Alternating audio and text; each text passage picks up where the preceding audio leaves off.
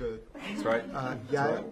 And so we enjoy that political debate and discussion particularly. But, you know, there are areas where there are actually joint concern. We both have a joint concern about outcomes for working people. That is the truth of it. Absolutely. And we have also discussed issues like irregular and illegal migration and how we deal with those issues. So there are commonalities and then there are differences. And that is the joy of living in democracies like ours. That's right. Thank you very much. See you all. Thank you, Chris.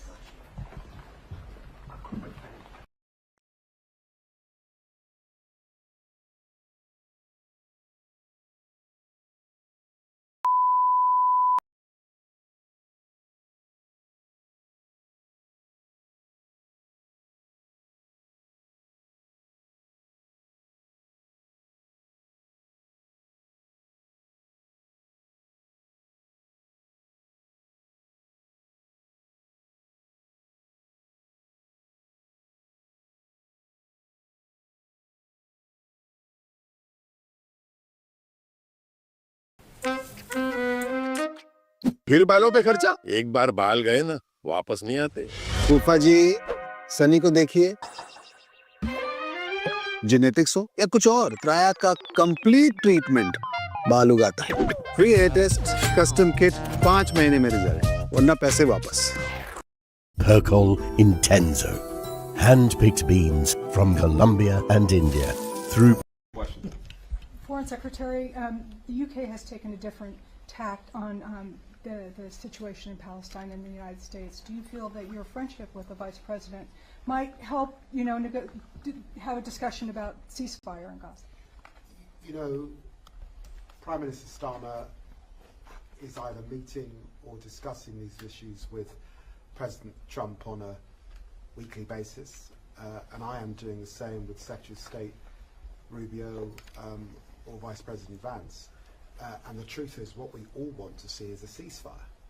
What we all want to see are the hostages come out. And we are hugely concerned by the humanitarian suffering that we're seeing in Gaza particularly. So it is bringing that to an end that we want to see. I am concerned about what is developing in Gaza at this time and the recent decision by the cabinet, and hugely concerned, as I think a lot of Israeli people are, about the impact, particularly on the hostages, and we'll be able to discuss these issues in the hours ahead. Thank you very much. Thank you. Thank you all. Thanks, President. Thank you very much. Have you learned anything from Gaza, which is a great concern, and of course the ongoing war in Ukraine and our desire to see that come to an end, and I'm sure we'll be reflecting on other issues of global interest and concern. But welcome to my home here in the wonderful county of Kent. Thank you. It's good to be here. Well, thank you so much for having me, Mr. Foreign Secretary. It's good to see you all and good to see your team here. As you said, this is a very special relationship between our two countries, and I think me being here is just another part of that. So we've already, in the brief time that we've been here, my kids have fallen asleep on your floor. We've gone fishing in the lake outside, and unfortunately, the one strain on the special relationship is that all of my kids caught a fish, but the Foreign Secretary did not. I'm sorry. It is great to be here in Kent again. My wife and I love this section, this area of the UK. We actually were here a couple of years ago. We went to Dover and to the Cathedral of Canterbury. So we love this country. We certainly love this part of the country, and so it's great to be here. As David said, we have a lot to discuss. There's a lot going on in the world. Of course, the situation in the Middle East, the situation with Ukraine and Russia. There's a lot of news there and a lot of things to update each other on. I believe that we're going to talk about our economic partnerships, both in technology, but also the broader shared economic relationship that we have, and we're so thrilled about that. But just on a personal note, I have to say that I really have become a good friend, and David has become a good friend of mine, and so it's great to spend some time here with him and his family. on the trip over here, my 3-year-old daughter in particular kept on asking if she was going to get to hang out with Maya.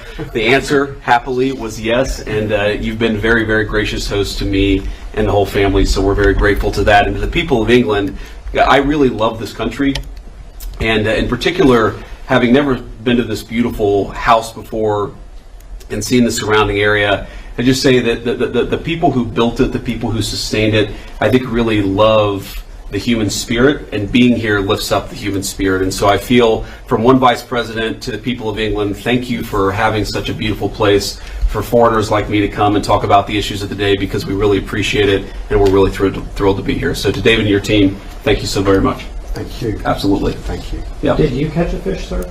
I caught a few, actually. Yeah, I don't want to brag, but we did okay. Can you speak to how you became such good friends? Well, you know, David, I guess when you were in opposition, right, and I had just gotten elected to the United States Senate, obviously we come from sort of different political spectrums, but he was kind enough to make time on a visit to D.C. We got to know each other a little bit then and just kept on seeing each other, and our families enjoy each other's company very much, which always helps. But we care about this relationship, and we care about the fact that though we're separated by an ocean, and I guess as Churchill said, by a common language, that we have a lot in common, and there's a lot to do and a lot to work on together. You know, David once said to me, this is probably a couple of years ago, that there's this feeling that the world is in a state of incredible tension. And I certainly felt that a couple of years ago. I think that the President of the United States over the last 6-7 months has done a lot to lower that tension, but there's a lot that the United Kingdom and the United States can do, I think, to bring greater peace and greater stability to the world. And so we share that conviction, and that's made it easy for us to spend time together and work on the issues of the day. Mr. Vice President, some big issues in the Middle East. What do you make of the UK's decision to recognise the state of Palestine? Do you think that's a bad decision? Well, it's one of the things that we're going to talk about. Obviously, the United Kingdom is going to make its decision. We have no plans to recognize a Palestinian state. I don't know what it would mean to really recognize a Palestinian state, given the lack of a functional government there. You know, what the President has made very clear is our two goals are very simple right now vis-a-vis the situation in Israel and Gaza. Number one, we want to make it so that Hamas cannot attack innocent Israeli civilians ever again, and we think that has to come through the eradication of Hamas. Second, the President has been very moved by these terrible images of the humanitarian crisis in Gaza, so we want to make sure that we solve that problem. I think all of us can work on how to solve that problem. Obviously, it's not an easy problem to solve, or it would have already been dealt with. But we share, I think, that focus and that goal. We may have some disagreements about how exactly to accomplish that goal, and we'll talk about that today. Mr. Vice President, what do you make of President Trump's comments last week about you the likely front runner in the 2028 race? I don't want to talk about lowly things like politics in this grand house. Come on. Look, I think my view on the politics of 2028 is I'm not really focused even on the election in 2026, much less 1-2 years after that. And if we do a good job for the American people, the politics will take care of itself. So I'm going to try to do a good job for the American people, just as David's trying to do a good job for the people of the UK. Mr. Vice President, was the President given a heads up about Israel's intention to occupy Gaza City? I'm not going to speak to private conversations between the Israeli government and our government. I think the President obviously has been very clear about his goals, about what he wants to accomplish in the Middle East, and he's going to keep on doing that. The President, as you know, speaks to these issues commonly. I'm sure that he'll talk at some point to the media about his response to what's happened or what was announced earlier today in Gaza. But our goals are very clear. We want to make it so that Hamas can't attack innocent people. We want to solve the humanitarian problems in Gaza. We're working incredibly hard, the President and the entire team, to make sure that happens.